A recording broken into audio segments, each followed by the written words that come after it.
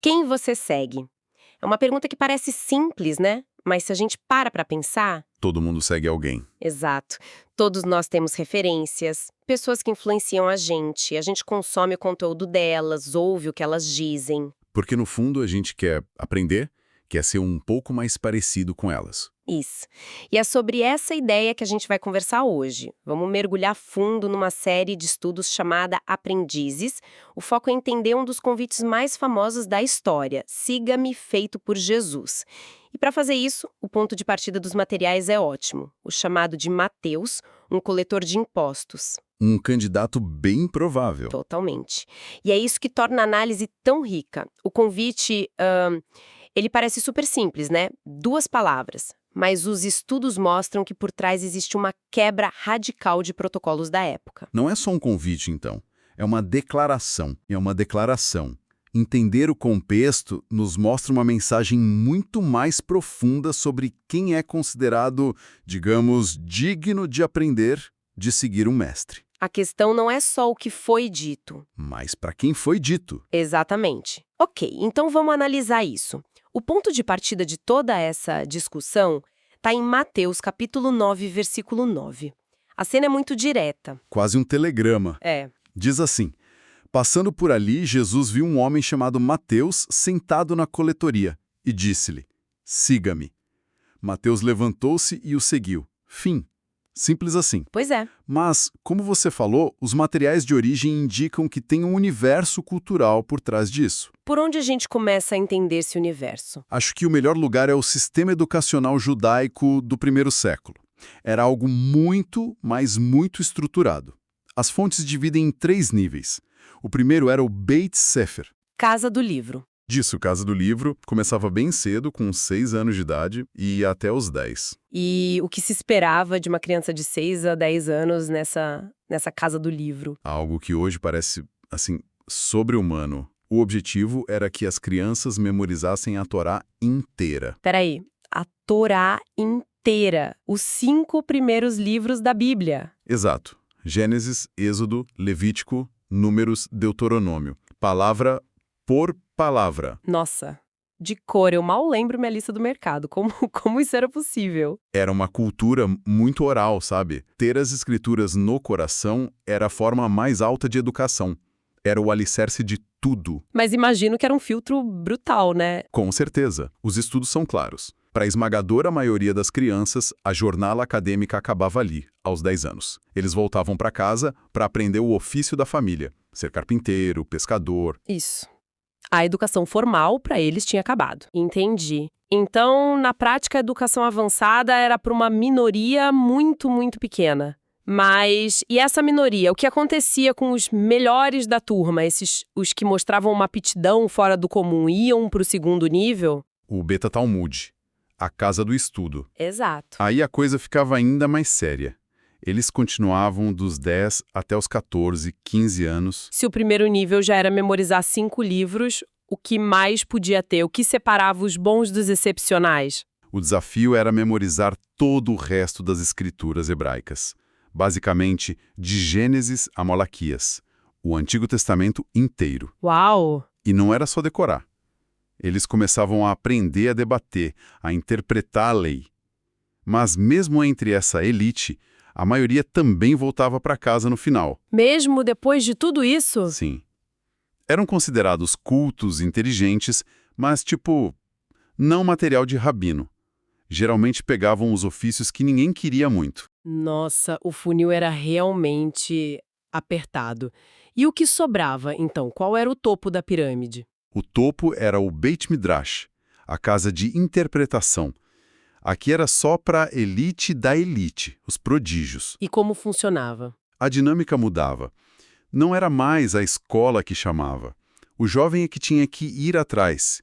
Ele escolhia um rabino famoso, viajava até ele e pedia para se tornar um de seus talmidim. Seus discípulos. Isso. E o rabino não aceitava assim fácil. Tinha um teste, imagino. Um interrogatório rigorosíssimo. Perguntas complexas sobre a lei, a tradição. Ele testava o potencial do jovem. A pergunta era: você tem o que é preciso para se tornar como eu? Para carregar o legado. Exato. E só se o jovem passasse nesse teste de fogo, O rabino dizia as palavras que todo mundo sonhava ouvir: vem e segue-me. Era o auge. Entendi.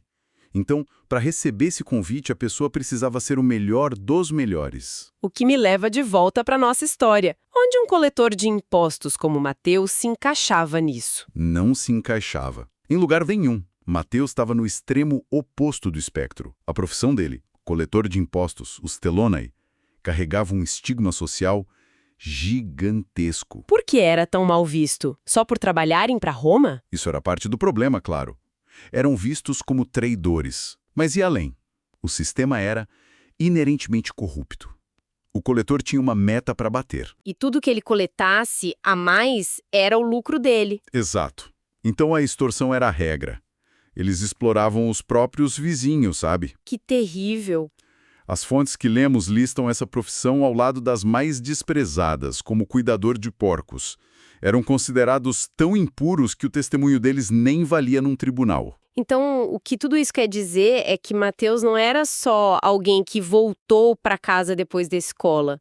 Ele era um pária social, alguém que o sistema já tinha descartado, um desqualificado. E é aqui que fica fascinante.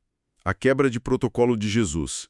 Ele inverte a lógica do Beit Midrash completamente. Ele não fica esperando os melhores virem até ele. De jeito nenhum. Ele vai até a coletoria, o lugar do desprezo, da corrupção, e encontra o homem que o sistema já tinha jogado fora. E ele não o testa. Ele não faz perguntas. É uma subversão completa do sistema de valores. Jesus está dizendo na prática: os critérios de seleção do meu movimento são radicalmente diferentes dos seus. E isso explica a reação de Mateus, né? Mateus levantou-se e o seguiu, imediatamente, sem hesitar. Claro. Um dos materiais descreve isso de uma forma muito poderosa. Diz que, para Mateus, essa era a oportunidade que um dia lhe foi privada. Uau! A frase que ele, um pária, nunca imaginaria ouvir, foi dita diretamente para ele. Ele não precisava pensar duas vezes. É o chamado para uma vida que ele achava que estava fora de alcance. E os materiais que a gente analisou, eles destilam essa chamada em 3 convites principais. O primeiro é: seguir a Jesus é um convite à mudança de vida. Isso é fundamental.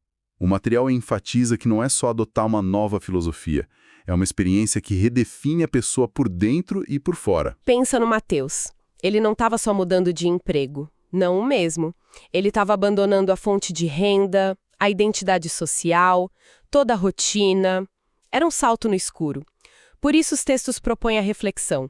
O que precisa mudar na minha vida?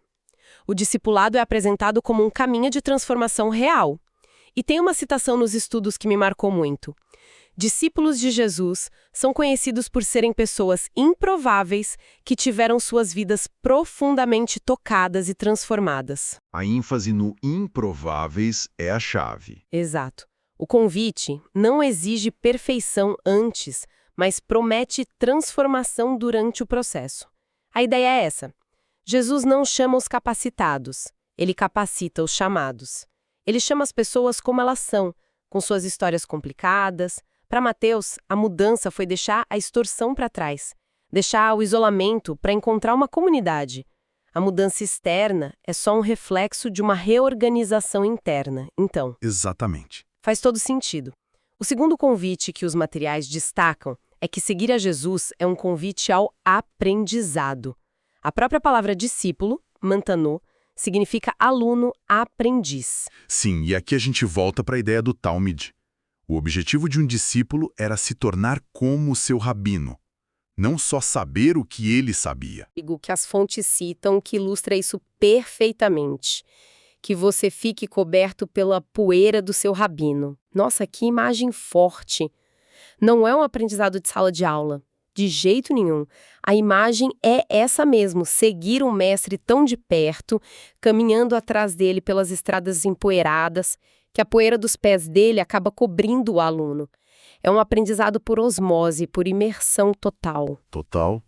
É prático, diário, molda as atitudes, o caráter. Um dos autores citados diz que seguir a Jesus significa aplicar suas palavras na vida diária. Não é teoria, é prática. O que nos leva ao terceiro convite, que para mim parece o mais desafiador. Seguir a Jesus é um convite à confiança.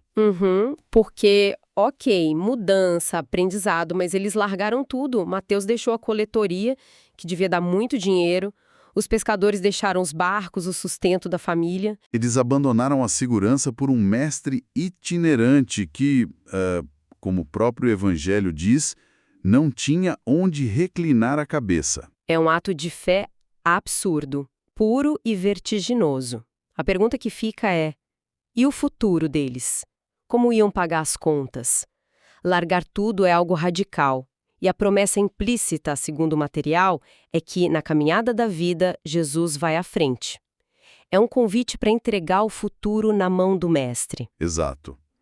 É confiar a própria vida à direção dele. Mas, na prática, como se faz isso? As fontes falam sobre essa barreira da confiança. Os textos não romantizam, não. Eles mostram os discípulos com medo, duvidando, discutindo. A confiança não é apresentada como a ausência de medo. Mas como a decisão de seguir, apesar do medo? Isso. A resposta de Mateus de simplesmente levantar e ir é o maior exemplo. Ele não pediu um plano de negócios. Ele viu em Jesus alguém em quem valia a pena apostar a vida inteira. A confiança dele não estava num plano, estava na pessoa. Então vamos recapitular. A gente partiu de um convite que parecia super simples, siga-me, mas ao mergulhar no contexto, a gente viu um sistema educacional seletivo, um estigma social enorme e a quebra de paradigma radical que esse convite significava. E o mais legal é como a análise evolui. A gente sai de um momento histórico específico e chega a 3 princípios que as fontes apresentam como atemporais, né? Mudança, aprendizado e confiança. Exato. A chamada para uma mudança de vida profunda, o convite a um aprendizado constante, de ser coberto pela poeira do mestre e o desafio de uma confiança total. Isso reforça a ideia central que percorre todos os materiais. O discipulado não é sobre ser qualificado o suficiente para ser escolhido. Pelo contrário, parece que a desqualificação, aos olhos do mundo, é quase um pré-requisito. O convite não foi para a elite do Beit Midrash. Foi para o homem na coletoria, para os pescadores no barco. A síntese final é essa. Discípulos são pessoas improváveis com vidas transformadas. E isso nos deixa com uma reflexão final, construir a partir de tudo isso. Se, lá atrás, a principal qualificação não era o conhecimento prévio ou o status social, mas a disposição para se levantar e seguir, que critérios a gente usa hoje para julgar quem está apto ou inapto para uma jornada de transformação pessoal? É uma pergunta que ecoa daquela cena na coletoria. E que nos desafia a olhar para os Mateus a nosso redor. E talvez para o Mateus dentro de nós.